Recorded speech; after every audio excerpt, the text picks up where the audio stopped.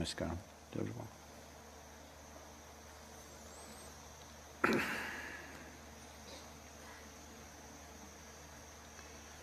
Today is referred to as Thaipoosam in the Tamil culture, which is considered to be the most effervescent of the various spiritual events that this culture is full of. Literally, every day of the 365 days are marked for different aspects of life. But this day, which is the first Purnami or the full moon day, post-solstice, after Sankaranti, the first full moon day is called as Thaipoosam. Largely in the country, in the larger part of the country, it is known as the Dhanya Purnami. Dhanya means it is a full moon of fulfillment. In many ways, because of the nature of what happens on this planet in relationship with the sun, this is considered to be the most generous full moon of the year. When I say generous, one who knows how to get the best out of life, one who is seeing how to make this life in the best possible way. One will attain to maximum amount of, or one will reap maximum harvest at this time. So it's called as Dhanya Purnami, the full moon of fulfillment. The moon has already come up in a glorious way. There are many things connected with this. This is considered also in southern India largely. For ages, people always saw this as a day to develop instruments of victory, that which brings you victory, success in material world, in the emotional world and in the spiritual world.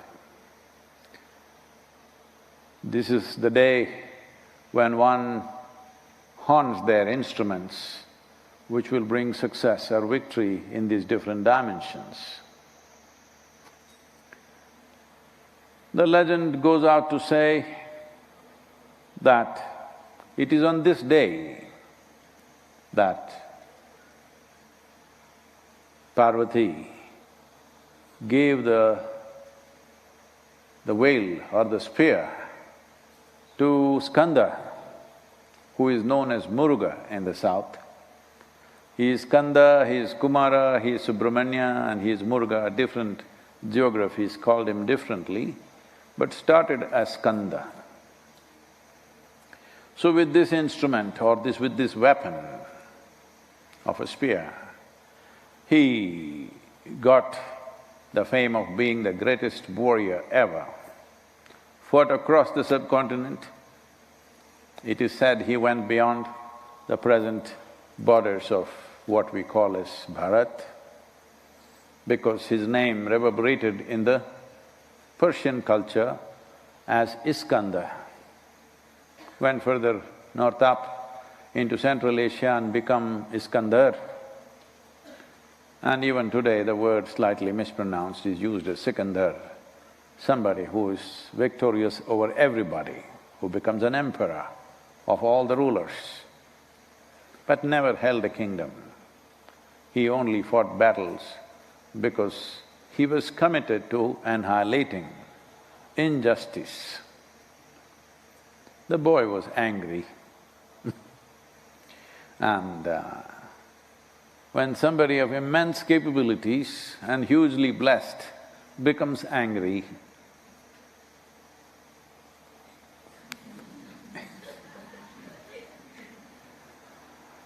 so it happened, and wherever he thought there is injustice, he started killing. Well, literally his adolescence and youth, as a youth, he largely killed people. We don't know how many, but across the subcontinent he did, and he also went slightly out. Then he realized what is justice and what is injustice is not always an absolute. It's a question of perspective most of the time. Then he realized that somewhere deep inside, the fury of who he was is seeking revenge in the form of justice. When you go after somebody thinking you will serve justice, they will only experience it as revenge. So I'm not trying to say there is no justice at all, but there isn't.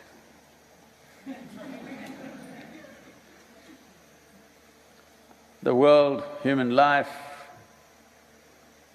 always balances between we work for either the larger good of the people or larger harm to the people.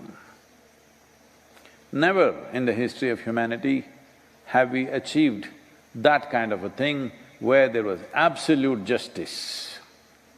We've only talked about it. We never have managed to manifest it. In small societies, you may, but as the size grows, it only becomes about larger well-being. Larger well-being will always be perceived by a certain group of people as injustice to them. Endlessly, in every society, in every little place, this is going on. Even within a home where there are 4 or 5 people, somebody will always be feeling there is injustice towards them, however you do it. Because there is no absolute definition of what is justice. The largest well-being that we can serve even a given group of people is the only justice we have managed till now. When he realized this, he washed his sword and his spear and went up the mountain and left his body because he knew he was fighting for a goal which is not just elusive, which is elusive. Having said that, only if you realize this in your life, that life is not a bundle of absolutes, then there is possibility of fulfillment.